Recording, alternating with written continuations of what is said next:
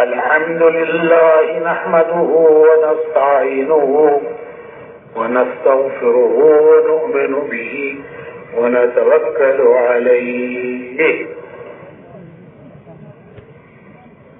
ونعوذ بالله من شرور أنفسنا ومن سيئات أعمالنا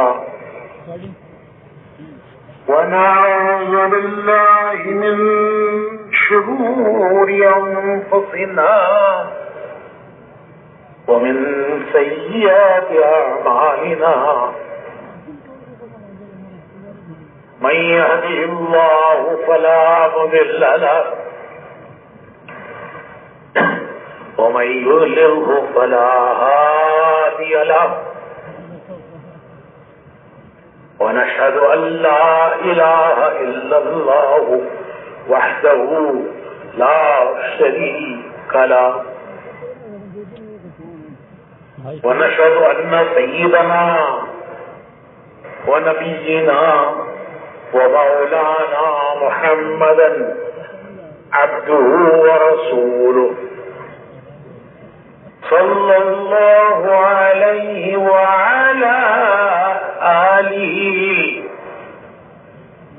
وصحبه وبارك وسلم تسليما كثيرا كثيرا.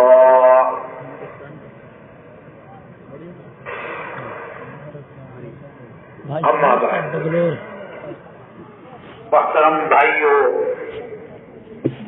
بزرگوں اور دوستوں، اللہ رب العزت نے ہر انسان کے لیے اس دنیا کو ایک امتحان کی جگہ بنایا ہے. اللہ تعالیٰ ہر انسان کو اس دنیا میں بھیجتے ہیں ایک امتحان سے گزارنے کے لیے. اس دنیا کا نام ہے دار الامتحان. یہ امتحان کا گھر ہے. اس امتحان کے گھر میں اللہ رب العزت ہر ایک کو امتحان دینے کے لیے بھیجتے ہیں. امتحان لینے والے ہیں اللہ، امتحان دینے والا ہے بندہ. امتحان کی جگہ ہے دنیا، امتحان کا زمانہ ہے زندگی. زندگی امتحان کے لیے دی ہے. یہ انسان کی بھول ہے، نادانی ہے، غلط فہمی ہے. وہ سمجھتا ہے کہ دنیا مزے اڑانے کی جگہ ہے. یہاں ہم مزے اڑانے کے لیے آئے ہیں، خواہشات پورا کرنے کے لیے آئے ہیں. زندگی مزے اڑانے کے لیے ہے. یہ انسان کی نادانی ہے. بنانے والا کہہ رہا ہے کہ میں نے امتحان کے لیے بنائی ہے. دنیا امتحان کے لیے بنائی ہے اور اس دنیا میں تمہیں امتحان دینے کے لیے بھیجا ہے. زندگی امتحان ہے. کبھی خوشیاں دے کر امتحان لیتے ہیں، کبھی غم دے کر امتحان لیتے ہیں. صحت بھی امتحان ہے، بیماری بھی امتحان ہے، جوانی بھی امتحان ہے، بڑھاپا بھی امتحان ہے. کبھی حالات اچھے لا کر امتحان لیتے ہیں، کبھی حالات بگاڑ کر امتحان لیتے ہیں. سب کا لیتے ہیں. دینداروں کا بھی لیتے ہیں، بے دینوں کا بھی امتحان لیتے ہیں. یہ نہیں ہے کہ صرف گناہگاروں کا امتحان ہے، دینداروں کا بھی امتحان ہے. اچھوں کا بھی امتحان لیتے ہیں، بروں کا بھی امتحان لیتے ہیں. نبیوں کا امتحان لیا، نبیوں کو امتحان سے گزارا کہ یہ امتحان کی جگہ ہے. حضرت ابراہیم علیہ السلام اللہ کے خلیل ہیں. ان کو اللہ نے اپنا خلیل پکارا کہ زمین پر میرا دوست ابراہیم. فرشتوں سے اللہ کہتے ہیں خالق کائنات. کوئی بڑا آدمی کہتے یہ میرا دوست ہے, فلاں آدمی میرا دوست ہے, تو وہ خوشی سے پھولے نہیں سماتا کہ دیکھو فلاں نے مجھے اپنا دوست کہا ہے. اور یہاں خالق کائنات رب کائنات فرشتوں سے کہہ رہے ہیں کہ زمین پر میرا دوست کون؟ ابراہیم. کتنا بڑا مقام ہے. لیکن دوست کو بھی امتحان سے گزارا, امتحانوں سے گزارا, ایک نہیں کئی امتحانوں سے گزارا. قرآن کریم میں ہے وَإِذِ ابْتَلَىٰ إِبْرَاهِيمَ رَبُّهُ بِكَلِمَاتٍ فَأَتَمَّهُنَّ. وَإِذِ ابْتَلَىٰ إِبْرَاهِيمَ رَبُّهُ بِكَلِمَاتٍ فَأَتَمَّهُنَّ. ہم نے ابراہیم کو امتحانات سے گزارا. ابتلا کہتے ہیں آزمائش, جس چیز سے آزمایا جائے. اللہ پاک فرماتے ہیں ہم نے امتحانوں سے ابتلا کوئی ابتلا ابراہیم ربہ بکلمات فاتمہن. انہیں امتحانوں سے گزارا اور وہ تمام امتحانات میں کامیاب اترے, پورے کامیاب اترے. تو دوستوں کا بھی امتحان لیتے ہیں. صرف گناہگاروں کا امتحان نہیں ہے, دوستوں کا بھی امتحان ہے. صحت بھی امتحان ہے اور بیماریاں لا کر کے بھی امتحان لیتے ہیں. حضرت ایوب علیہ السلام بڑے نبیوں میں ہیں. ان کا صبر مشہور ہے, صبر ایوبی محاورہ ہے کہ ایوب علیہ السلام کا صبر. نبیوں میں صبر کرنے والے, ہر نبی کی کوئی خاص صفت وصف ہوتی ہے, ان کی خاص صفت تھی صبر. تو صبر ایوبی, انہیں اللہ نے امتحان بیماریوں میں ڈال کر امتحان دیا. بیماریاں بڑھ گئی تو وہ آبادی سے نکل کر ایک پہاڑ کے غار میں انہوں نے بیماری کے دن گزارے. وہ ان کے لیے آئی سی یو تھا, جیسے ہسپتالوں میں آئی سی یو ہوتے ہیں. بیماری بڑھ جاتی ہے تو آئی سی یو میں رکھتے ہیں. کہتے بھائی آئی سی یو میں ہے, کیا مطلب کہ بیماری بڑھ گئی ہے.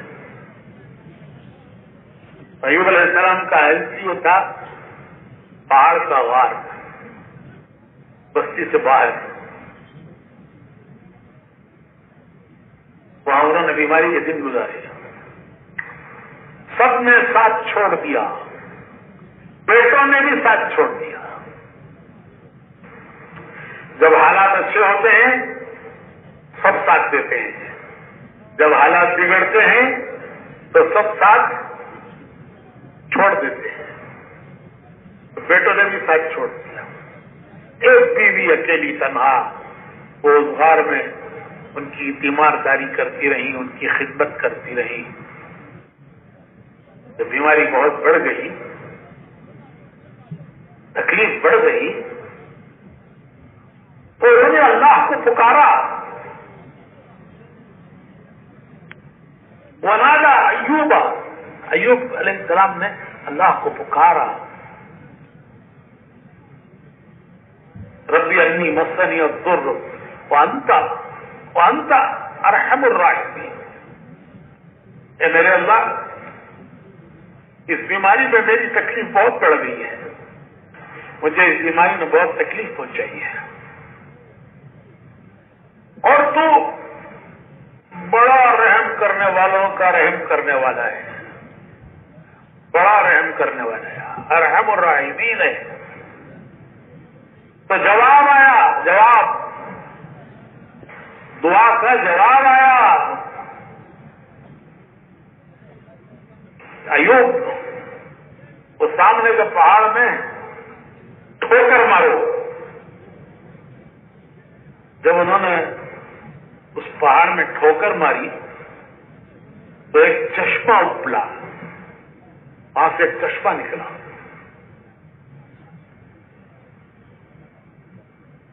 جیسے اسماعیل علیہ السلام کی ایڑیوں کی رگڑ سے زمزم نکلا تو ایوب علیہ السلام کی ٹھوکر سے چشمہ نکلا.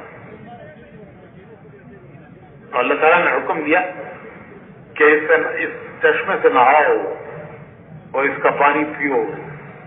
جب انہوں نے نہایا اور اس کا پانی پیا تو سب بیماریاں دور ہو گئی. وہ چشمہ آج بھی ہے، وہ غار بھی ہے، وہ چشمہ بھی ہے. ترکی میں ایک شہر ہے عرفہ، اس شہر کے پاس پہاڑوں میں وہ غار ہے، وہ چشمہ ہے. تو لوگ وہاں کا پانی کینوں میں بھر بھر کے لے جاتے ہیں کہ اس کی برکت سے ہمارے بیمار اچھے ہو جائیں گے. پیتے بھی ہیں، کینوں میں بھر کے لے بھی جاتے ہیں. تو ہم نے بھی پیا وہ پانی، ہم نے بھی پیا. ایسا ٹھنڈا میٹھا پانی کہ آپ کا اقوا پینا چھٹ مارتا ہے. اس کے سامنے یہ بوتلوں کا پانی چھٹ مارتا ہے، ایسا ٹھنڈا میٹھا پانی. تو نبیوں کو امتحانات سے گزارا. ایک ساتھ مجھ سے کہنے لگے کہ صاحب کیا بتائیں، ہمارے یہاں کے فلاں کارکن بڑے اچھے کام کرنے والے، کیسے قربانیاں دینے والے، پیدل جماعتوں میں پھرے، ملکوں میں گئے، 4 مہینے کتنی مرتبہ لگائے. ایک آدمی پرہیزگار، نمازی، پرہیزگار، ذکر دعا کرنے والے. مولوی صاحب ان کو کرونا ہو گیا. تعجب سے کہنے لگے ان کو کرونا ہو گیا. ارے یہ تو بھائی دنیا ہے، یہاں سب کو ہوگا. وہ تو جنت ہے جہاں کوئی کرونا نہیں ہے، نہ وہاں کوئی کووڈ ہے، نہ وہاں کوئی کرونا ہے. وہ تو مزے اڑانے کی جگہ ہے. خواہشہ پوری کرنے کے لیے اللہ نے دنیا نہیں بنائی ہے، جنت بنائی ہے. یہاں امتحان سے ہو جاؤ اور وہاں اللہ کی نعمتوں میں داخل ہو جاؤ. جب روح نکالنے کے لیے فرشتے آئیں گے، جب فرشتے روح لے نکالنے کے لیے آئیں گے تو کہیں گے ارجعی الی ربک راضیۃ مرضیہ فادخلی فی عبادی وادخلی جنتی. تو فرشتے کہیں گے چل رب کریم کی بارگاہ کی طرف چل. ارجعی الی ربک راضیۃ مرضیہ، چل رب کریم کی بارگاہ کی طرف چل، ایسے رب کی طرف کہ وہ تجھ سے راضی، تو اس سے راضی.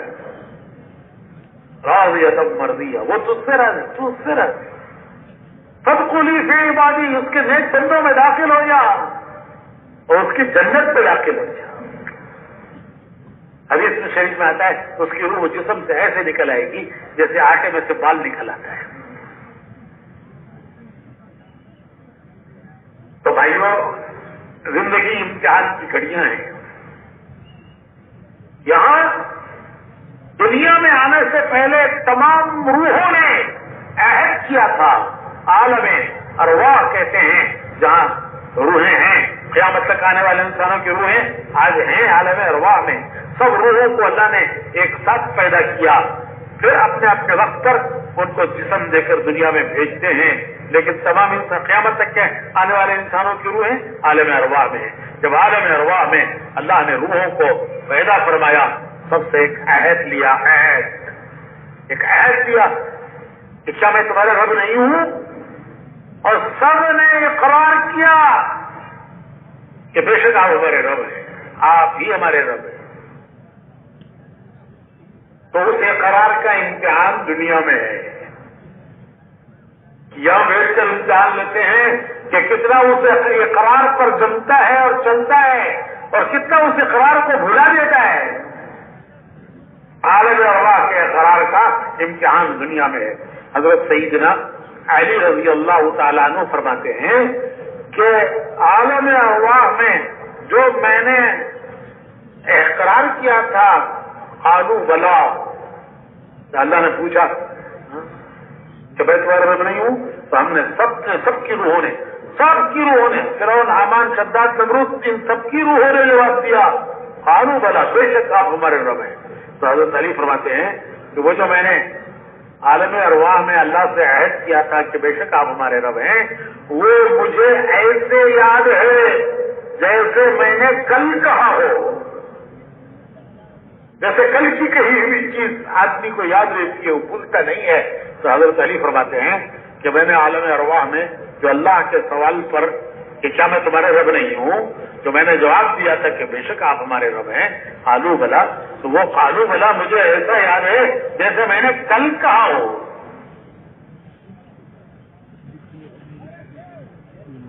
تو بھائیو، ایک امتحان کی جگہ پر ہم ہیں، اور ہمارا ہر فعل، ہر عمل، ہر حرکت، ہر بول وہ امتحان ہے۔ ہاں، نیک لوگوں کے امتحان میں، گناہ گاروں کے امتحان میں ایک فرق ہے۔ نیک لوگوں کے امتحان میں اور گناہ گاروں کے امتحان میں فرق یہ ہے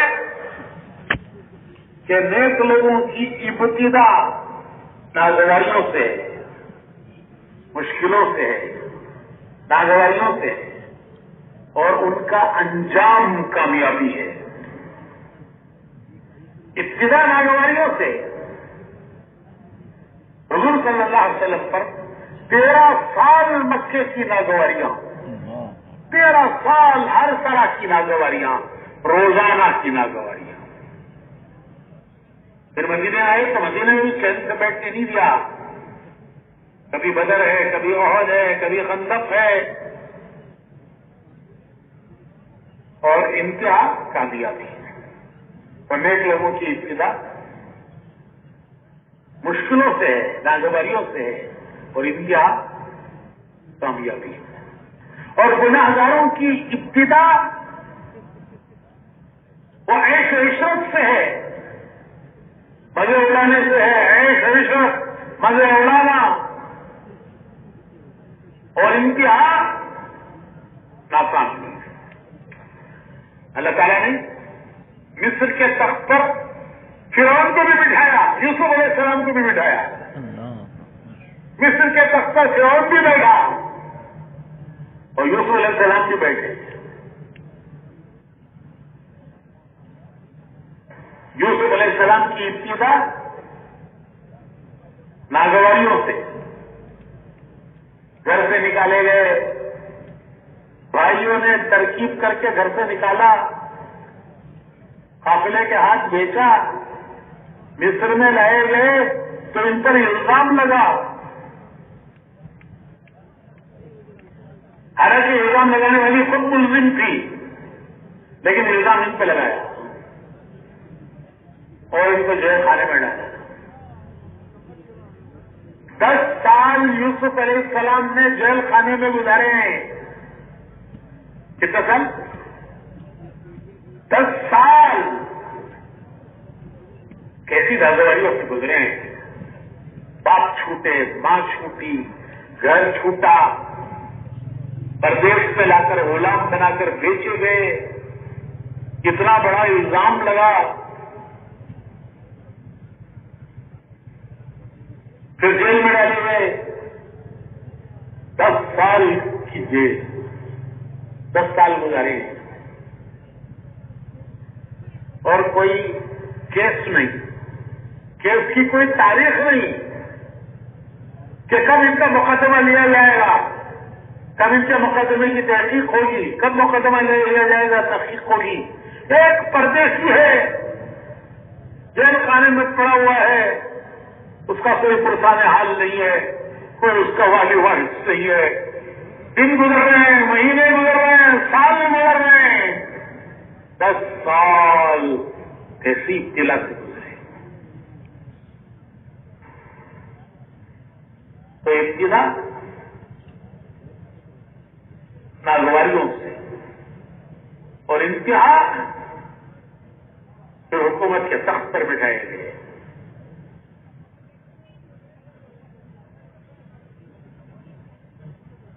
خیر کا زمانہ ایسا آیا کہ پورے عرب میں کہیں اناج نہیں ملتا تھا, صرف مصر میں اناج ملتا تھا. انہوں نے انتظام ایسا کیا کہ پہلے جو 7 سال اناج نکلا اس کو بالیوں میں رکھا اور جتنی چیز ضرورت ہوتی تھی اتنا نکالتے تھے. پھر اگلے 7 سال جو قحط کیا ہے پورے عرب میں قحط پڑا.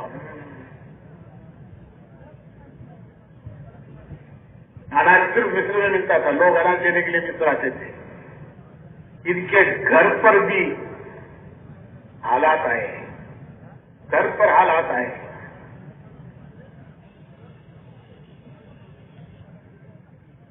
کھانے کے لیے کچھ نہیں رہا گھر میں.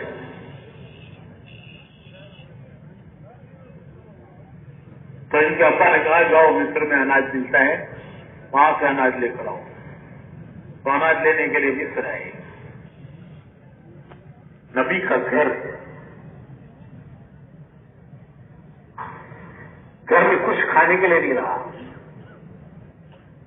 اناج سب ختم ہو گیا, کھیت جل گئے, قحط کی وجہ سے سوکھا پڑا. نبی ہے گھر میں اور ایسی مشکل سے زندگی گزر رہی ہے. ان کے بھائی آئے, یوسف علیہ السلام تخت پہ بیٹھے ہیں.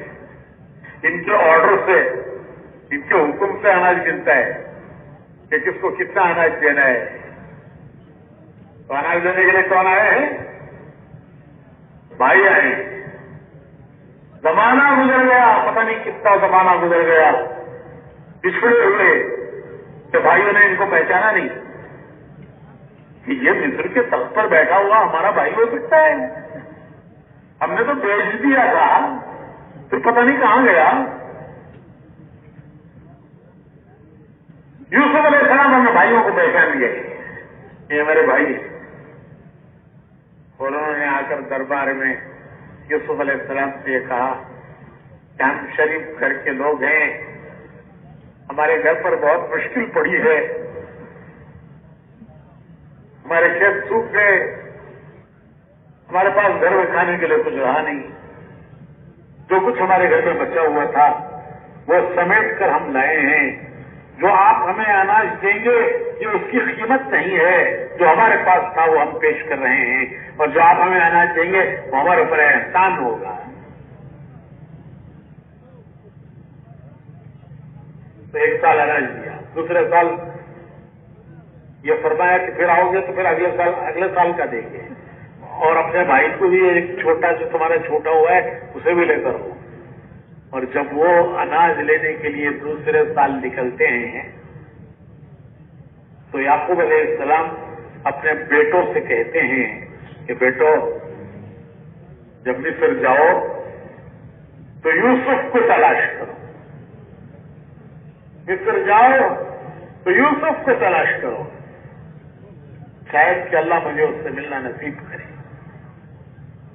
بھائی کہنے لگے کہاں کا یوسف, ارے کہاں کا یوسف, بڑھاپے میں ایسے ہی خیالات آتے ہیں, بڑھاپے میں آدمی کو ایسے ہی خیالات آتے ہیں. کہاں کا یوسف, برسوں گزر گئے, گھر سے بچھڑے ہوئے برسوں گزر گئے, یہ بھی پتہ نہیں زندہ ہے کہ مر گیا, اور زندہ ہے تو کہاں ہے. اور یہ دیکھو بوڑھے میاں کہہ رہے ہیں یوسف کو تلاش کرو. کہاں جا کے سمندر میں تلاش کریں گے مچھلی کو. تو حضرت یوسف علیہ السلام کہتے ہیں کہ بیٹو, میرے بیٹو, میں اللہ کی رحمت سے مایوس نہیں ہوں, میں اللہ کی رحمت سے مایوس نہیں ہوں. مجھے اللہ میرے یوسف سے ملنا نصیب کرے گا, اس سے ملنا مجھے نصیب کرے گا. اللہ جاؤ تو تلاش کرو, میں اللہ کی رحمت سے مایوس نہیں ہوں. علماء نے لکھا ہے کہ ایک مومن کا کام یہ ہے, ایک مومن کا کام یہ ہے کہ حالات پہاڑوں کی طرح ہوں, سمندروں کی طرح گہرے ہوں, تو भी वो अल्लाह की रहमत पर उम्मीद रखे, भरोसा रखे, कभी उम्मीद नहीं छोड़े कि मालिक बड़ा मेहरबान है, हमारा मौला बहुत मेहरबान है, बड़ा मेहरबान मालिक है। तो हालात अल्लाह से मांगना नहीं है, अल्लाह से आफियत मांगनी है। एक साहबी आए हुजूर की खिदमत में, बड़ा बुरा हाल था। हुजूर ने उनसे पूछा कि क्या तुम्हारा बुरा हाल बना हुआ है, तुमने अल्लाह से क्या मांगा? तो वो साहबी कहने लगे, मैंने अल्लाह से सबर मांगा। तो हुजूर ने फरमाया कि सबर मांगा तो मुसीबत मांगी। अरे मुसीबत आएगी जब भी तो सबर करेगा। तो तूने सबर मांगा तो मुसीबत मांगी, क्यों मांगा तुमने? तो उन्होंने अर्ज किया कि हुजूर फिर मैं क्या मांगू? तो हुजूर ने फरमाया अल्लाह से आफियत मांगो। अल्लाहुम्मा इन्नी असअलुका अल-अफ़्व वल आफिया फिद दुनिया वल आखिरह। अल्लाह से आफियत मांगो। क्यों? कि हम इम्तिहान के काबिल नहीं है। अल्लाह से आफियत मांगना। और हालात आए तो उलमा ने लिखा है कि मौमिन का काम है कि हर हाल में वो अल्लाह से उम्मीद रखे, उस पर भरोसा रखे, उस पर उम्मीद रखे। कभी किसी हाल में, चाहे वो पहाड़ों की तरह हो, चाहे वो समंदर की गहराइयों की तरह हो, वो कभी अल्लाह से मायूस नाउमीद ना हो। तो भाइयों, मैं अर्ज करा था कि इम्तिहान तो सबका होगा। हाँ, हर एक का इम्तिहान उसके ज़र्फ के एतबार से, उसकी इस्तेदाद के एतबार से, बड़ों का इम्तिहान उनकी ईमान की बड़ाई के एतबार से, और हमारा ईमान हमारे ईमान की कमजोरी के एतबार से। घड़ा खरीदते हैं, पहले जमाने में तांबे के घड़े होते थे, तो बजा बजा के खरीदते थे। तो घड़ा खरीदते हैं तो उसको ढोल बजा के खरीदते हैं। तांबे के घड़े को भी बजा के बेचते हैं, और मिट्टी के घड़े को भी बजा के बेचते हैं। लेकिन जितने जोर से तांबे के घड़े को बजाते हैं, अगर उतने ही जोर से मिट्टी के घड़े को बजा देंगे तो क्या होगा? जितने जोर से तांबे के घड़े को बजा के देना है, अगर उतने ही जोर से मिट्टी के घड़े को बजाएंगे तो कुछ भी नहीं बचेगा। वो घड़े ही तो बजाएगा, बचेगा ही नहीं कुछ। तो अल्लाह पाक भी बचाते हैं, बचा के देखते हैं, हर एक को उसके ज़र्फ के एतबार से, हर एक को उसके ज़र्फ के एतबार से। बड़ों का इम्तिहान बड़ा था, हमारा इम्तिहान मिट्टी के घड़े का इम्तिहान है। लेकिन है इम्तिहान तांबे के घड़े का भी और मिट्टी के घड़े का भी। तो नेकों के इम्तिहान में और गुनाहगारों के इम्तिहान में फर्क यह है कि नेकों की इब्तिदा है नागवारियों से, मुश्किलात से, और इंतहा है कामयाबी। और गुनाहगारों की इब्तिदा है मजे उड़ाना, ऐश करना, मजे उड़ाना, और इंतहा है नाकामी।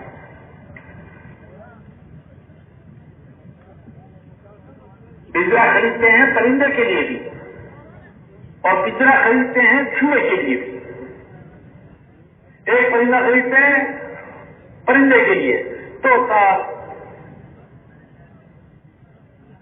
परिंदा, चिड़िया, तोता,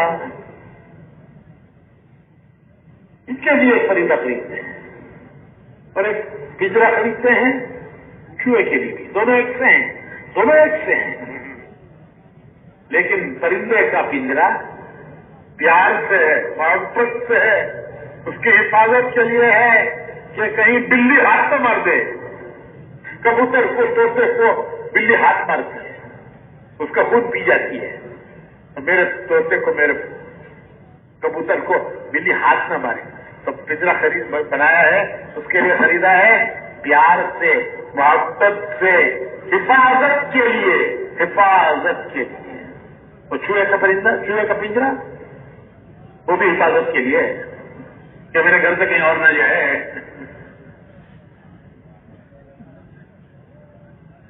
चूहे का पिंजरा हिफाजत के लिए, और परिंदे का पिंजरा हिफाजत के लिए। चूहे का पिंजरा ہلاکت کی. اسے بھی کھلاتے ہیں, اسے بھی کھلاتے ہیں, پرندے کو بھی کھلاتے ہیں, پیار سے کھلاتے ہیں. اس کی آواز پیاری ہے, اس کی پکار پیاری ہے, اسے بھی کھلاتے ہیں. اور چوہے کو اس سے اچھا کھلاتے ہیں, چوہے کو اس سے اچھا کھلاتے ہیں. ہمارے علاقوں میں ناریل بھون کر روسٹ کر کے لگاتے ہیں چوہے کے لیے. ناریل روسٹ کرو تو بڑی خوشبو آتی ہے اس میں. تو بچہ کہتا ہے اما مجھے جو وہ کہتے ہیں نہیں جا یہ چوہے کے لیے ہے. تو کیا چوہا پیارا ہے تو ایسے ہوئے یہ اس کے پکڑنے کے لیے. اور جب قبضے میں آ جاتا ہے تو پھر یاد دلا کے اسے مارتی ہے. بچے کے یونیفارم کپڑے مارے, کتابیں قتل ڈالی ماری. تو میرے بھائیوں, مصر کے تخت پر یوسف علیہ السلام کو بھی اللہ نے بٹھایا, فرعون کو بھی بٹھایا. ایک کی ابتدا مشکلات سے, انتہا کامیابی. دوسرے کی ابتدا عیش و عشرت سے اور انتہا ڈبو سے مارا ہے. حامان, شداد, نمرود, ان سب کی ابتدا ہے عیش و عشرت سے, انتہا ہے ناکامیوں سے. تو نیک اور دیندار کی دو مثالیں دیتا ہوں. ایک مثال ہے سکندر کی. کون سکندر؟ وہ گلی کا سکندر. وہ گلی میں ایک لڑکا رہتا ہے, اس کی ماں پکارتی رہتی ہے میرا سکندر میرا سکندر. تو وہ آپ کی گلی کا سکندر نہیں, وہ یورپ کا سکندر جس نے ہندوستان تک فتح کیا. ابھی اس کے گاؤں میں یورپ کا جوڑ ہوا, ہماری جماعتیں گئی تھی. میکسیڈونیا اس کا شہر ہے, اس میں اجتماع ہوا, یورپ کا مشورہ ہوا اور 33 ملکوں کے لوگ اس شہر میں جمع ہوئے.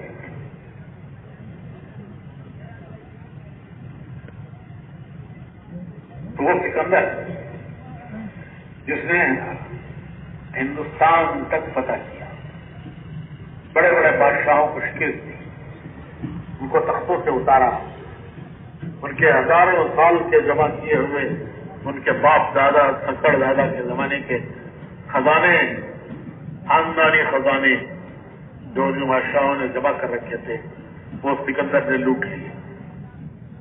بڑی بڑی کوئی فوج اس کے سامنے ٹھہر نہیں سکی.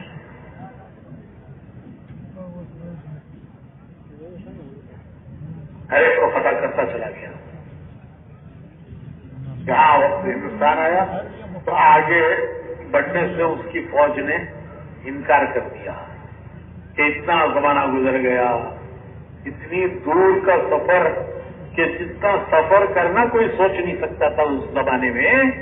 انہوں نے صرف سفر نہیں کیا, راستے کی سب حکومتوں کو شکل دی. روز اٹھنا اور جنگ لڑنا. تو فوجی تھک گئے.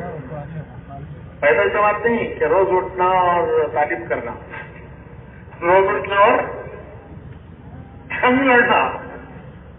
تو فوجی تھک گئے, انہوں نے کہا کہ ہم آگے نہیں بڑھیں گے. اور جب وہ آگے نہیں بڑھیں گے تو یہ اکیلا کیا کرے گا؟ تو اس نے بھی واپسی کا ارادہ کیا اور واپسی پر اسے موت آئی. جب موت کے آثار آئے, بہت سمجھدار تھا, ملکوں کو فتح کرنے والا, بہت سمجھدار تھا. اس نے اندازہ لگا لیا کہ میرا آخری وقت ہے, اب بہت قریب ہے. اسے اندازہ ہو گیا کہ اب میں مرنے والا ہوں. تو اس نے اپنی فوج میں اعلان کرایا کہ ہے کوئی, ارے ہے کوئی جو مجھے اتنی مہلت دلا دے, اتنی زندگی دلا دے کہ میں وطن جا کے مر جاؤں. میری اتنی مہلت مجھے مل جائے, اتنی زندگی مجھے مل جائے کہ میں وطن جا کے مر جاؤں. ارے ہے کوئی, اگر کوئی اتنا کر لے میں سب دولت اسے دینے تیار ہوں.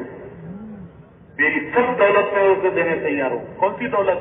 جو پتہ نہیں کتنے ملکوں کو فتح کی ہوئی، وہاں کے بادشاہوں کی، ان کے ہزاروں سال کے خزانوں کی وہ دولت جو اس نے حاصل کی تھی، وہ چند دنوں کی زندگی کے لیے دینے تیار ہے کہ مجھے بس اتنی مہلت مل جائے کہ میں اپنے وطن جا کے مر جاؤں. مجھے معلوم ہے کہ موت تو آئے گی، لیکن اتنی مہلت مل جائے کہ وطن جا کے مر جاؤں.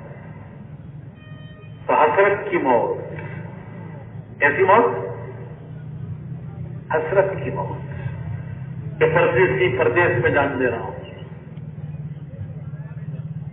کیونکہ آگے کی کوئی امید نہیں ہے، آگے کے لیے کوئی بھیجا نہیں ہے، آگے کا کوئی انتظام کیا نہیں ہے.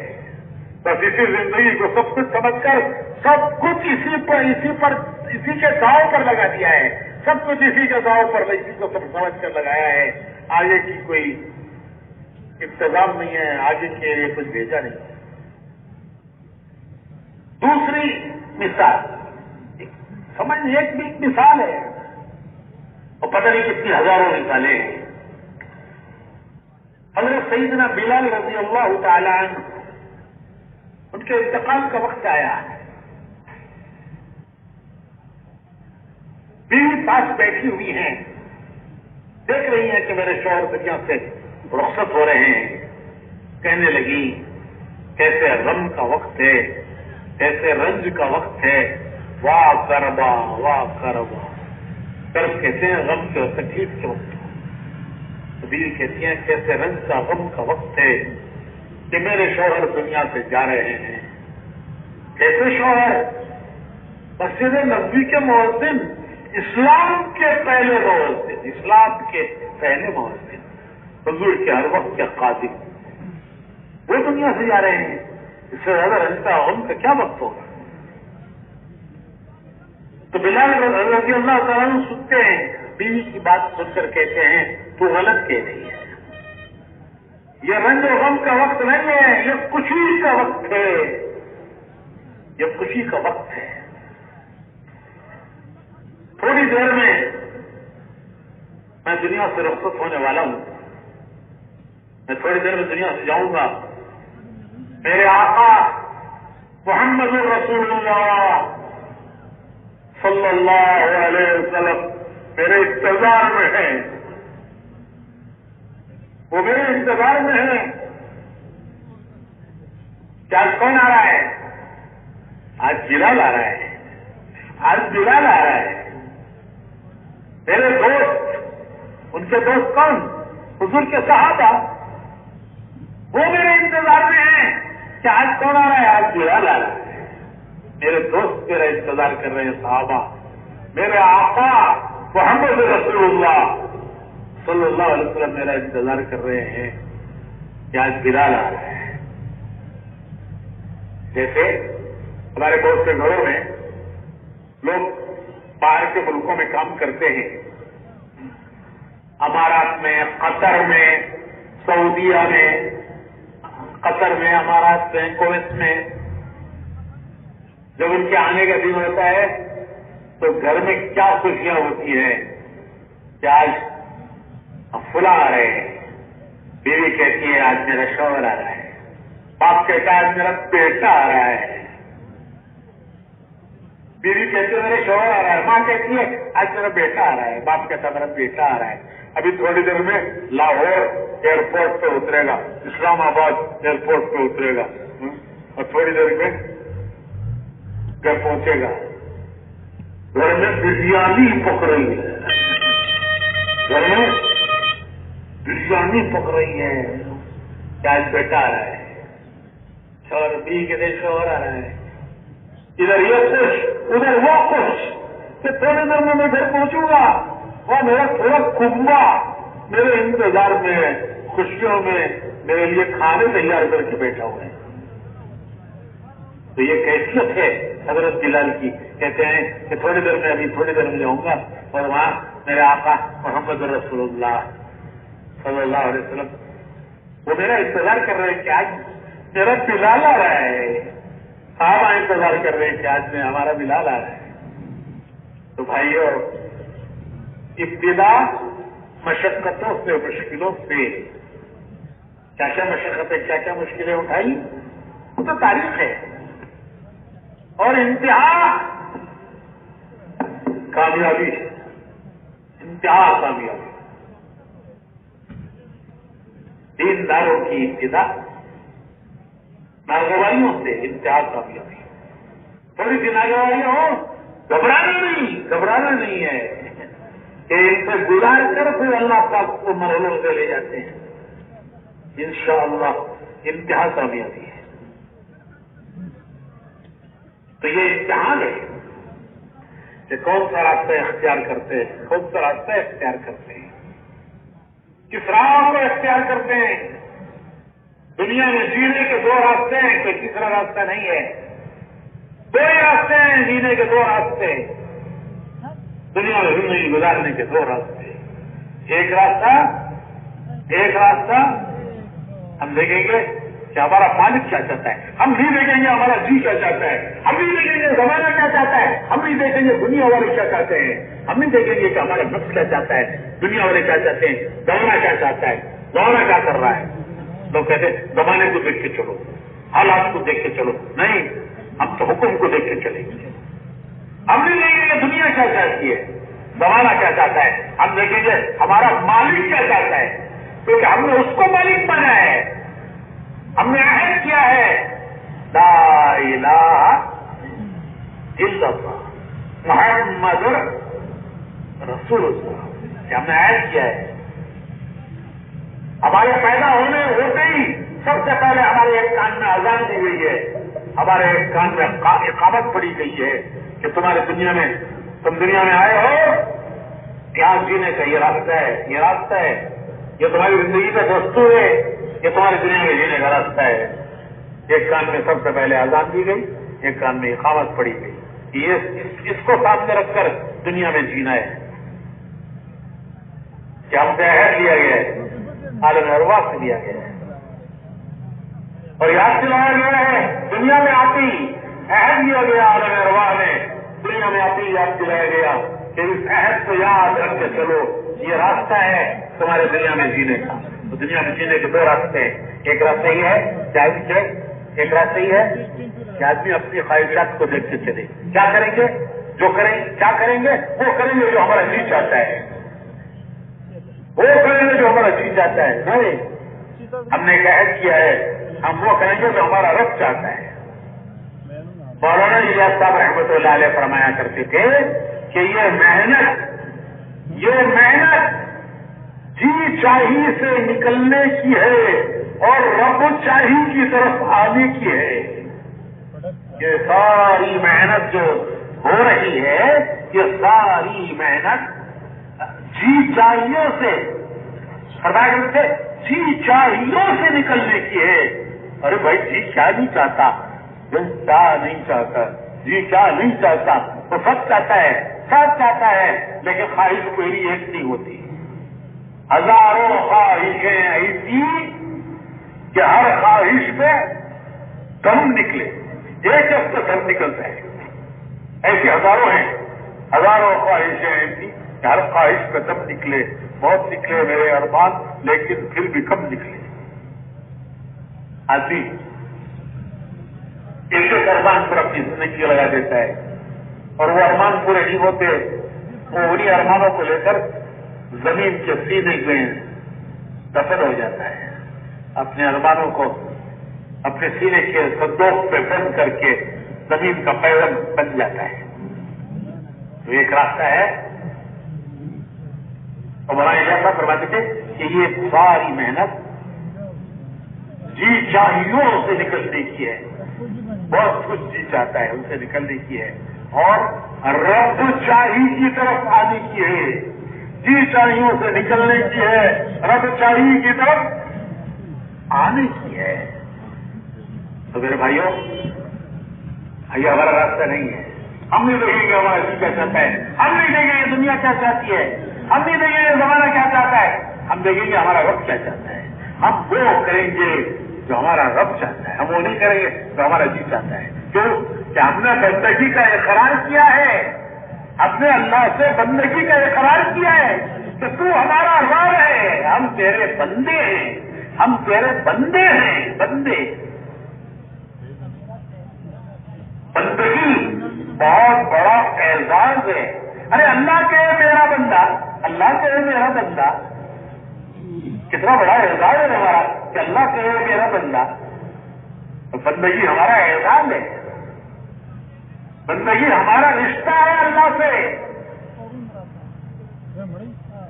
ایمان کے دو وائر، کرنٹ کے دو وائر، ایمان کے دو وائر، لا الہ الا اللہ ایک وائر، محمد رسول اللہ دوسرا وائر.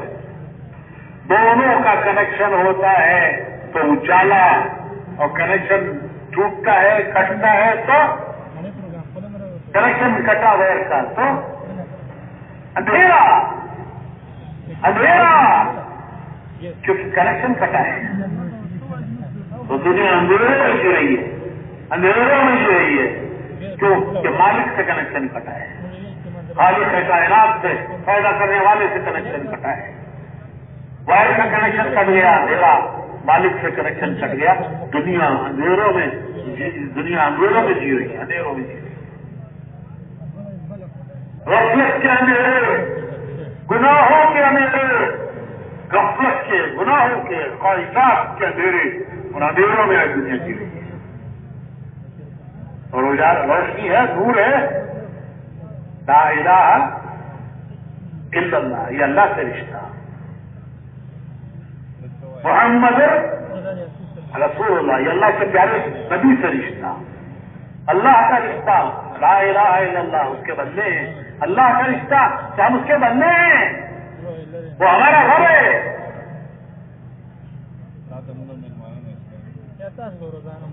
اللہ تعالیٰ فرماتے ہیں کہ میرے پیارے نبی، اگر میرے بندے آپ سے پوچھیں کہ ہمارا اللہ کہاں ہے، آپ سے اگر میرے بندے پوچھیں ہمارا اللہ کہاں ہے، وہ اللہ جس کے سامنے ہم ہاتھ ڈال کے کھڑے ہوتے ہیں، جس کے سامنے ہم زمین پر ماتھا ٹیکتے ہیں، ناک رگڑتے ہیں، ماتھا ٹیکتے ہیں، ہاتھ پھیلا کر اپنی حاجتیں اور ضرورتیں اس سے مانگتے ہیں، وہ ہمارا اللہ کہاں ہے. تو آپ کہہ دیجئے، آپ کہہ دیجئے کہ وہ تمہارے قریب ہے. وَإِذَا سَأَلَكَ عِبَادِي عَنِّي، اگر میرے بندے آپ سے میرے بارے میں پوچھیں تو کہہ دیجئے فَإِنِّي قریب، وہ تمہارے قریب ہے، تمہارے قریب ہے. کتنا قریب ہے، کتنا قریب ہے. وَنَحْنُ أَقْرَبُ إِلَيْهِ مِنْ حَبْلِ الْوَرِيدِ، وہ تمہاری جان کی رگ سے زیادہ قریب ہے. یعنی جتنی تمہاری جان تمہارے قریب ہے اس سے زیادہ تمہارا اللہ تمہارے قریب ہے. میرے بندے مجھ سے مانگو، اسی مطابق دائی دان، مجھ سے مانگو، میں تمہاری پکار سنتا ہوں، تمہاری پکار سنتا ہوں، تمہاری حاجت پوری کرتا ہوں. اسی مطابق دائی دان فَلْيَسْتَجِيبُوا لِي وَلْيُؤْمِنُوا بِي لَعَلَّهُمْ يَرْشُدُونَ. تمہاری پکار سنتا ہوں اور تمہاری دعائیں قبول کرتا ہوں، تمہاری حاجت پوری کرتا ہوں. کسی زبان میں مانگو، نماز میں تو قرآن پڑھنا ہے، لیکن دعا وہ کسی زبان میں مانگو، وہ تمہارے دل کی دھڑکنیں سنتا ہے، دل کی آواز سنتا ہے، دل کی دھڑکنیں سنتا ہے. مومن کی دعا رد نہیں ہوتی، مومن کی دعا کبھی رد نہیں ہوتی. دعا کے قبول ہونے کے 3 طریقے ہیں. ایک طریقہ دعا کے قبول ہونے کا یہ ہے کہ جو مانگا مل گیا، جو مانگا وہ مل گیا. آج کی سمجھتا میری دعا قبول ہو گئی، کیوں کہ میں نے جو مانگا وہ مل گیا. بعض مرتبہ، بعض اوقات آدمی ایسی چیزیں اللہ سے مانگتا ہے جو اس کے گلے کا کانٹا بن جاتی ہے، اس کے لیے مصیبت بن جاتی ہے. یہ مصیبت مانگ رہا ہے، نادان ہے، نا سمجھ، نادان، اسے خبر نہیں آئندہ کیا ہونے والا ہے. نادان نہ سمجھ ایسی چیز مانگتا ہے تو اس کے لیے مصیبت بن جاتی ہے. لیکن اللہ بڑا مہربان ہے، بڑا مہربان. واللہ رؤوف بالعباد، اپنے بندوں پر بڑا مہربان. اللہ رؤوف بالعباد، بندوں پر مہربان. وہ نہیں دیتا جس نے مانگا ہے، کیوں کہ اس نے تو مصیبت مانگی ہے. ہاں اس کا کوئی بدل دیتا ہے، اس دعا کو جو اس نے مانگی تھی اس کے بدل میں کچھ دیتا ہے. کسی سمجھ میں نہیں آتا کہ یہ جو بدل ملا ہے یہ اسی دعا کا ہے. اور کبھی ایک مصیبت کو، آنے والی کسی مصیبت کو اس دعا کی برکت سے اللہ دور کر دیتا ہے. کوئی مصیبت کو، بلا آنے والی، آسمان سے آنے والی کسی بلا کو زمین کی کوئی طاقت ہٹا نہیں سکتی، روک نہیں سکتی، لیکن مومن بندے کی دعا آسمان سے اترنے والی بلا کو بھی روک دیتی ہے. تو دعا کی قبولیت کا ایک دوسرا طریقہ ہے کہ اس نے ناسمجھی سے مانگا تھا، اللہ نے اپنی مہربانی سے اس کا بدل دیا، یا اس کی برکت سے کوئی آنے والی بلا و مصیبت کو ہٹا دیا، روک دیا. مثال سمجھنے کے لیے، ایک آدمی گائے بکریاں لے کر جنگل میں گیا چرانے کے لیے. چرانے والے عام طور پر بھیڑ بکریوں کو چھوڑ کر سو جاتے ہیں درخت کے نیچے. شام کو پھر وہ گائے بکریوں کو جمع کر کے گھر لاتے ہیں. تو ایک آدمی گائے بکریاں لے کر جنگل گیا. شام کو جب انہیں جمع کرنے لگا گھر لانے کے لیے تو کیا دیکھتا ہے کہ ایک گائے کو کسی نے مار دیا، پھاڑ دیا. تو بڑا دکھ ہوا. کتنی اچھی گائے، کتنی اچھی بھینس، اتنا اچھا دودھ دیتی تھی، پورا گھر پیتا تھا، کھیتی بن جاتا تو میں بیچ کر اس سے اپنی ضرورتیں پوری کرتا، کام چلاتا. ایسی بھینس کو کس ظالم نے مارا. تو اس سے بڑا غصہ آیا. وہ غصے میں آگے کہنے لگا، اے اللہ، میں تجھے قسم دیتا ہوں کہ جس نے میری بھینس کو مارا ہے اسے تو میرے سامنے لا کر کھڑا کر. جس نے بھی پاڑا ہے اسے میرے سامنے لا کر کھڑا کر. دعا قبول ہو گئی. شیر آ کر کھڑا ہو گیا. اس شیر نے پھاڑا گیا، وہ پھاڑ کر اس کا خون پی کر چلا گیا اپنا کام کر کے. ارے تو نے تو بلایا ہے، تو نے تو دعا مانگی ہے کہ اللہ جس نے مارا ہے اسے لا کے میرے سامنے کھڑا کر. دعا قبول ہو گئی. شیر آ کے سامنے کھڑا ہو گیا. اب اس نے پہلے تیری گائے پھاڑی تھی، اب تجھے پھاڑے گا. اب کیا کرتا ہے؟ ہمارے ایک تھے ٹیپو سلطان شہید، انہوں نے تلوار سے شیر کا مقابلہ کیا تھا. تو لاٹھی سے کرے گا؟ تو اپنی آزادی سے آدمی ایسی چیزیں مانگتا ہے جو اس کے لیے مصیبت بن جاتی ہے کہ یہ دعا مانگی تھی، مصیبت مانگی تھی. لیکن اللہ کتنا بڑا مہربان ہے. اللہ رؤوف بالعباد، اپنے بندوں پر بڑا مہربان. وہ نہیں دیتا، اس کا کوئی بدل دیتا ہے، یا اس کی برکت سے، ان دعاؤں کی برکت سے، ان دعاؤں کی برکت سے، اس کی آہوزاری، اس کی دعائیں، ان کی برکت سے آنے والی مصیبتوں کو اللہ ٹال دیتا ہے. تیسرا طریقہ دعا کی قبولیت کا یہ ہے کہ وہ دعائیں اللہ ریزرو کرتا ہے قیامت کے لیے، کہ قیامت کے دن یاد دلا دلا کے اسے بدلے دیے جائیں گے. یہ کہے گا کہ نماز کا بدلہ مل گیا، تبلیغ کا مل گیا، 4 مہینے چلوں کا مل گیا، یہ کیا مل رہا ہے؟ تو کہا جائے گا کہ تیری وہ دعائیں ہیں جس کا تو نے دنیا میں اثر نہیں دیکھا، اس کے بدلے آج دے رہے ہیں. تو کہے گا کہ کاش میری سب دعائیں ان کا بدلہ آج ملتا. دنیا میں تھوڑا ملا، ختم ہو گیا، یہاں بہت مل رہا ہے، کبھی ختم ہونے والے نہیں.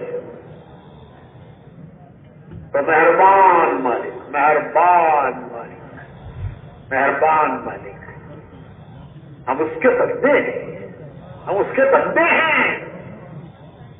بندے کے معنی، بندے کے معنی ماننے والا، ماننے والا. نہیں ماننے والے کو کہتے ہیں باغی، ماننے والے کو کہتے ہیں بندہ.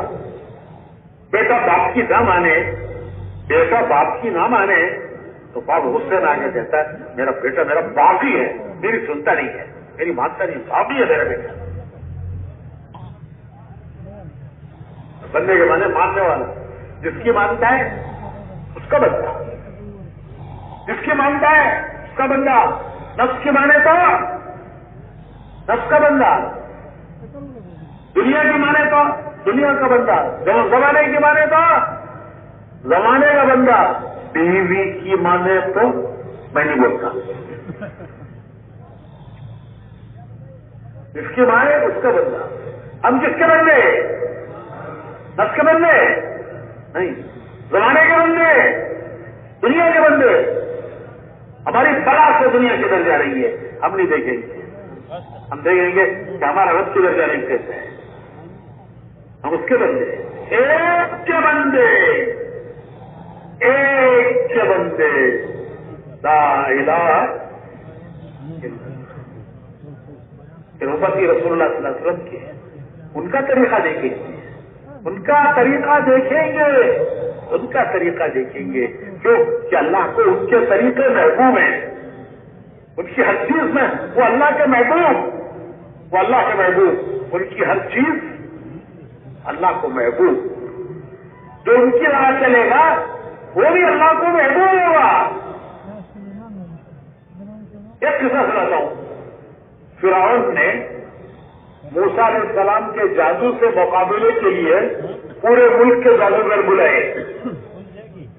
پورے ملک میں اعلان کیا کہ جو موسیٰ کو ہارون کو شکست دے وہ میرا درباری مقرب بنے گا. تو بڑے جادوگر پورے ملک کے جمع ہوئے اور ایک میدان میں دونوں جمع ہو گئے، مصر کے جادوگر اور موسیٰ علیہ السلام اور ہارون علیہ السلام. تو جادوگروں نے موسیٰ علیہ السلام سے پوچھا کہ پہلے کرتب آپ دکھائیں گے یا پہلے کرتب ہم دکھائیں گے؟ تو موسیٰ علیہ السلام نے فرمایا پہلے کرتب تم دکھاؤ. وہ پورے ملک کے جادوگروں نے جو کرتب دکھائے تو میدان بھر گیا سانپوں، اشتوں اور خونین سانپوں سے اشتوں سے. تو موسیٰ علیہ السلام بھی تھوڑی دیر کے لیے ذرا گھبرائے کہ اتنوں کا مقابلہ اب دو کیسے کریں گے. تو اللہ نے فرمایا کہ میں تمہارے ساتھ ہوں. کہا نہیں تھا کہ میں تمہارے ساتھ ہوں. ڈالو اپنا آسا. انہوں نے اپنا آسا ڈالا اور وہ آسا سب کھا گیا. وہ آسا سب کھا گیا. جب جادوگروں نے دیکھا کہ پورے ملک کے جادوگروں کو ان دو نے موسیٰ علیہ السلام اور ہارون علیہ السلام نے ان دو نے شکست دی ہے، اور جب یہ فتح ہوئی تو شکرانے میں اس کے شکر میں موسیٰ علیہ السلام ہارون علیہ السلام دونوں وہیں میدان میں سجدے میں گر گئے کہ اللہ نے ہمیں پورے ملک کے جادوگروں پر فتح دی. تو دونوں سجدے میں گر گئے. جب جادوگروں نے دیکھا کہ یہ ہم پر فتح پانے والے، پورے ملک کے جادوگروں پر فتح پانے والے، وہ کسی کے آگے ماتھا ٹیک رہے ہیں، تو وہ جادوگر بھی ان کی نقل میں سجدے میں گرتے ہیں. ان دونوں کی نقل میں وہ بھی سجدے میں گرتے ہیں. جب سجدے سے اٹھے ہیں، جب سجدے سے اٹھے ہیں تو اللہ نے ان جادوگروں کے سینوں کو ایمان سے بھر دیا. ان جادوگروں کے سینوں کو ایمان سے بھر دیا. جب سجدہ کیا ہے تو جادوگر تھے، جب سجدے سے سر اٹھایا ہے تو اولیاء عارفین کاملین میں ہو گئے. تو علماء کہتے ہیں کہ موسیٰ علیہ السلام ہارون علیہ السلام کی نقل کرنے والوں کو جب اللہ یہ دیتا ہے تو حضور کے نقل کرنے والوں کو اللہ کیا دے گا؟ موسیٰ علیہ السلام ہارون علیہ السلام کی نقل کرنے والوں کو جب ان کے سینوں کو اللہ ایمان سے اور معرفت سے بھر دیتا ہے تو حضور کی نقل کرنے والوں کو اللہ پاک کیا کیا نوازے گا. تو بھائیو یہ ہمارا ایک راستہ ہے. بندے اللہ کے امتی رسول اللہ صلی اللہ علیہ وسلم کے کیا کریں گے؟ جو اللہ کا حکم ہے، جو حضور کا طریقہ ہے، ہم ان کے طریقے پر چلیں گے. ہم نہیں دیکھیں گے کہ دنیا کس طریقے پر چل رہی ہے، دنیا کے ہم کس طریقے پر جا رہے ہیں. ہم دیکھیں گے کہ ہمارے پیارے نبی نے کیا بتایا ہے. اسے اپنی زندگی میں لانا ہے، اسے اپنی زندگی میں لانا ہے اور امت کو اس محنت پر لانا ہے جس سے یہ زندگی میں آ جائے. اس محنت کو خود بھی کرنا ہے اور امت کو بھی اس محنت سے کھڑا کرنا ہے جس محنت سے یہ زندگی بنتی ہے، یہ زندگی بنتی ہے. دوسروں کو راستے پر لانے کا کام نبیوں کا تھا. نبی تو ہوتے ہی تھے راستے پہ، وہ بھیجے جاتے تھے دوسروں کو راستے پر لانے کے لیے. وہ تو راستے پہ ہوتے ہی تھے، جس راستے پر وہ ہیں اس راستے پر انسانوں کو لانے کے لیے نبی دنیا میں آتے تھے. وہ دوسروں کو راستے پر لانے کے لیے آتے تھے. اب نبی نہیں آئیں گے، ہمارے نبی آخری ہیں، ہمارے نبی آخری ہیں. پھر دنیا کے انسانوں کو راستے پر لانے کا کام، انہیں اندھیروں سے نکال کر لی تخرج الناس من الظلمات الى النور، انہیں اندھیروں سے نکال کر روشنی میں لانے کا کام کون کریں گے؟ تو حضور نے فرمایا میری امت کرے گی، میرا امت ہی کرے گا. جو میرا کام وہ میری امت کا کام، جو میرا راستہ وہ میری امت کا راستہ، جو میرا کام وہ میری امت کا کام، جو میرا راستہ وہ میری امت کا راستہ. تو میرے بھائیوں، جو ہمارے پیارے نبی کا کام وہ ہمارا کام، جو ان کا راستہ وہ ہمارا راستہ، جو ان کا کام وہ ہمارا کام. اس کے لیے اس دعوت کے کام میں کہتے ہیں کہ بھائیوں سب کچھ دنیا کے پیچھے نہیں لگا دینا ہے، سب کچھ دنیا کے پیچھے نہیں لگا دینا ہے. کیا بال لگ گیا دنیا کے پیچھے، زندگی لگ گئی دنیا کے پیچھے، جوانیاں لگ گئی دنیا کے پیچھے، اللہ کی دی ہوئی اللہ صلاحیتیں قوتیں سب کو دنیا کے پیچھے لگ گئی. تو کیا ہوگا؟ سکندر کی طرح حسرت کرے گا کہ کاش آخرت کے لیے بھی کچھ بھیجا ہوگا. وَلْتَنْظُرْ نَفْسٌ مَا قَدَّمَتْ لِغَدٍ، ہر شخص یہ دیکھے کہ اس نے کل کے لیے کیا بھیجا ہے.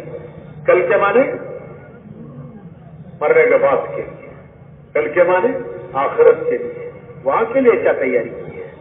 تو بھائیو اس دعوت کے کام میں کہتے ہیں کہ حق یہ ہے سب کچھ اس پر لگانا ہے. کتنے اونچے کام کے لیے سب کچھ لگانا ہے. حق تو یہ ہے کہ پھر بھی حق ادا نہیں ہوتا. لیکن اگر آپ کو زمانے کا مسلمان تھوڑا تھوڑا بھی لگا دے گا تو اللہ پاک اسے قبول فرما کر ان کے ساتھ شامل کر دیں گے جن کی راہ چلا تھا، جن کی راہ پکڑی تھی، جن کا راستہ پکڑا تھا. کس کا راستہ؟ من النبیین والصدیقین والشہداء والصالحین وحسن اولئک رفیقا. ان کی راہ پکڑیں گے. اگر منزل کو پہنچنے سے پہلے دنیا سے جانے کا وقت آ گیا، راستہ ان کا پکڑا تھا، ابھی منزل کو پہنچے نہیں تھے، دنیا سے چلے گئے. بشارتیں ہیں قرآن اور حدیث میں کہ قیامت میں ان کے ساتھ حشر ہوگا جن کا راستہ پکڑا تھا، جن کے راستے پر پڑے تھے. قیامت میں اللہ ان کے ساتھ اٹھائے گا، ان کے ساتھ حشر کرے گا. اس لیے بھائیوں اجتماع یہ صرف بیانات کے لیے نہیں ہے، کچھ کہنے اور سننے کے لیے. کہنا سننا مفید ہے ایمان والوں کے لیے، لیکن صرف کہنے سننے کے لیے نہیں ہے. ہمیں اپنی زندگیوں کے بارے میں، اپنی زندگیوں کے بارے میں کچھ فیصلے کرنے ہیں.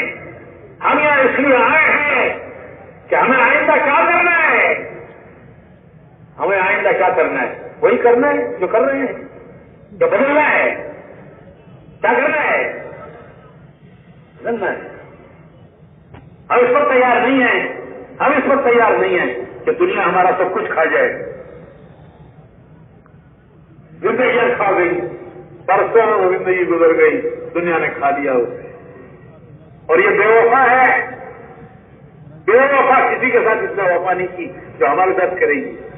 تو بہت شوق پر آدمی دیکھے گا کہ مجھے کیا مل رہا ہے تو حسرت کرے گا کہ یہاں تو کچھ بھی نہیں مل رہا ہے. اور جو اللہ کے دین کے لیے لگایا اللہ پاک اس کے بدلے دیں گے. انسان تمنا کرے گا کاش اور لگایا ہوتا. 10واں لگایا بدلہ ملے گا پورا لگانے کا. 3 حصے لگائے بدلہ ملے گا صحیح لگانے کا. ہم اجتماع میں اس لیے آتے ہیں تاکہ ہم آئندہ کے بارے میں اپنی زندگی کے بارے میں کوئی ترتیب بنائیں, کوئی فیصلہ کریں کہ یہ نہیں ہوگا کہ میرا سب کچھ دنیا کے لیے لگ جائے. بے وفا دنیا موت پر کہے گی کہ میرے پاس تمہارے لیے کچھ نہیں ہے. ہم ایک حصہ اللہ کے دین کے لیے لگانا چاہتے ہیں, اس کے کام میں لگانا چاہتے ہیں. تو اس کے لیے بھائیو نیتیں کرو, ارادے کرو. انشاءاللہ 4 مہینے لگانے ہیں, سال لگانا ہے. ملکوں میں جانا ہے. دنیا پیاسی ہے. اللہ نے آپ کو جامع کوثر دیا ہے. دنیا کو پیاسی دنیا کو حضور کا یہ پیغام پہنچانا ہے. اس کے لیے بھائیو نیت کرو, ارادے کرو. انشاءاللہ 4 مہینے لگ چکے ہیں, ملکوں میں جائیں گے انشاءاللہ. دور جائیں گے. نہیں لگے ہیں ابھی لگائیں گے انشاءاللہ لگائیں گے. تو کھڑے ہو جائیں. 4 مہینے کون لگانے کے لیے تیار ہے؟ کھڑے ہو کے جائیے. واہ واہ واہ واہ واہ واہ, ماشاء اللہ. ملکوں میں جانا, پیدل لگانا. جس تقاضے کا تشکیل والے ہمیں لگا دے. ہم اللہ کے تیروں میں سے ایک تیر ہیں, جدھر چاہے پھینک دو. اللہ سب کو قبول فرمائے. سب کی جان مال ایمان میں اللہ برکت نصیب فرمائے. کہاں سے اپنی تشکیل